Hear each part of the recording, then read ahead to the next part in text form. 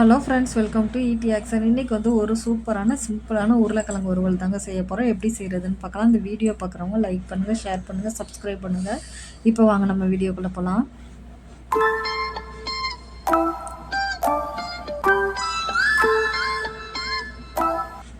இப்போ இந்த உருளைக்கிழங்கு வறுவலுக்கு வந்து நான் 1/2 கிலோ அளவுக்கு உருளைக்கிழங்கு எடுத்துருக்கேங்க. எடுத்து இப்போ இது தோலை எல்லாமே நல்லா சீச்சி எடுத்துகிட்டு இப்போ நம்ம கட் பண்ணிவிட்டு உடனே தண்ணியில் போட்டுடலாம். நீல வாக்கில் தாங்க இன்றைக்கி கட் பண்ண போகிறேன். இங்கே பாருங்கள், இந்த மாதிரி நீல வாக்கில் எல்லாமே கட் பண்ணிடலாம். இது ரொம்பவே சிம்பிளான ரெசிபி தாங்க, ரொம்ப நல்லா டேஸ்ட்டாக இருக்கும். ஒரு 10 நிமிஷத்துலேயே செஞ்சிடலாம் இந்த உருளைக்கிழங்கு வறுவல். இங்கே பாருங்கள், எல்லாமே நறுக்கி வச்சாச்சு. இப்போ தண்ணியில் போட்டிருக்கேன். இப்போ திரும்ப இது வந்து ஒரு அலசு இல்லாட்டி 2 அலசி எடுத்துகிட்டு வந்துடலாம். இங்கே பாருங்கள், எல்லாமே நல்லா அலசி எடுத்துகிட்டு வந்துட்டேன்.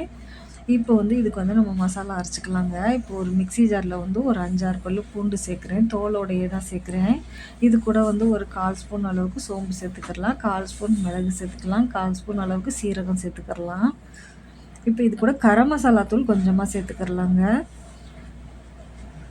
இப்போ வந்து சின்ன வெங்காயம் எடுத்துருக்கேன். இன்றைக்கி ஒரு 4-5 சின்ன வெங்காயம் சேர்க்குறேன். உங்கள்கிட்ட சின்ன வெங்காயம் இல்லாட்டி பெரிய வெங்காயத்தில் ஒரு பாதி அளவு போட்டால் போதுங்க. இதுக்கு ஒரு 1/2 கிலோவுக்கு பாதி அளவு போட்டால் போதும்.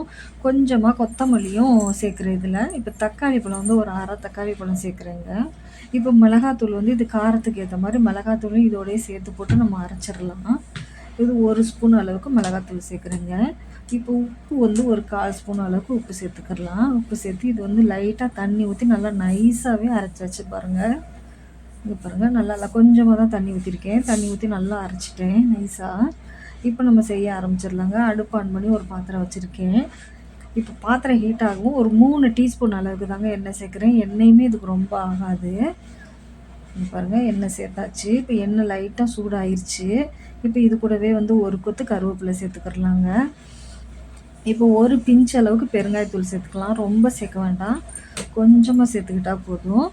இப்போ இது கூடவே வந்து நம்ம கழுவி வச்சுருக்க உருளைக்கிழங்கே இப்போ அள்ளி வச்சிடலாங்க இதில். இப்போ வந்து அடுப்பு வந்து நான் வந்து மீடியம் ஃப்ளேமில் தான் வச்சுருக்கேன். ஹை ஃப்ளேம்லேயே வைக்க வேணாம், லோ ஃப்ளேம்லேயே வைக்க வேணாங்க, மீடியமாக வச்சுக்கிறலாம். பாருங்கள், உருளைக்கிழங்கு எல்லாமே சேர்த்தாச்சு. இப்போ வந்து நம்ம அரைச்சி வச்சுருக்க மசாலாவையும் அது கூட சேர்த்துடலாங்க. இப்போ மசாலா சேர்த்துட்டு இது கூடவே வந்து ஒரு 2 டேபிள் ஸ்பூன் அளவுக்கு தண்ணி அதில் கழுவி நான் சேர்த்துக்க போகிறேன். ரொம்ப தண்ணி சேர்க்கலை. இங்கே பாருங்கள், இந்த அளவுக்கு தண்ணி நம்ம மிக்ஸி ஜாரை அலசி விட்டு அதை சேர்த்துக்கிறலாங்க. இப்போ சேர்த்துட்டு இது எல்லாமே நல்லா மிக்ஸ் பண்ணிடலாம். அடுப்பு வந்து மீடியம் ஃப்ளேம்லேயே வச்சுக்கிறலாம். எல்லாம் இப்படியே மிக்ஸ் பண்ணிவிட்டு நம்ம இப்போ தண்ணி கொஞ்சமாக ஊற்றிருக்கோம் பார்த்தீங்களா, அந்த தண்ணி நம்மளுக்கு வந்து வற்றி வந்தாலே போதும். நம்மளுக்கு உருளைக்கிழங்கும் நல்லா வெந்துடும். நம்மளுக்கு நல்லா வறுபட்டுருங்க. நல்லா அந்த மசாலா வந்து உருளைக்கிழங்குல நல்லா சார்ந்துக்கிறோம். இங்கே பாருங்கள், நல்லா கொதிக்குது பாருங்கள். அந்த மசாலாலாம் நல்லா அந்த உருளைக்கிழங்குல சாருது பாருங்கள். அவ்வளோதாங்க. இப்போ நான் வந்து மீடியம் ஃப்ளேம்லேயே வச்சு தான் காட்டுறேன் பாருங்கள்.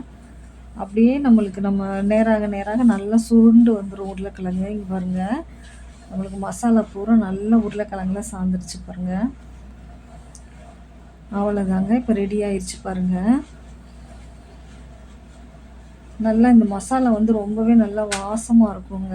இந்த மாதிரி நம்ம அரைச்சி செய்யலை வந்து அந்த பூண்டு இதெல்லாம் வந்து நல்ல ஒரு ஸ்மெல்லாக இருக்குங்க. நல்லாவே வாசமாக இருக்கும், நல்லா டேஸ்ட்டாகவும் இருக்கும் சாப்பிட்றதுக்கு. இங்கே பாருங்கள், இப்போ நான் எடுத்து காட்டுறேன். இப்போ உருளைக்கிழங்கு வந்து நம்மளுக்கு வந்து நல்லா வெந்துருச்சு பாருங்கள். வெந்துருச்சு, ஆனால் அந்த உடையில பாருங்கள் அப்படியே தான் இருக்குது. உருளைக்கிழங்கு எதுவுமே உடையில பாருங்கள், நல்லா நீல வாக்கில் அப்படியே தான் இருக்குது பாருங்கள். அவ்வளோதாங்க. இப்போ வந்து நம்ம அடுப்பை ஆஃப் பண்ணிடலாம்.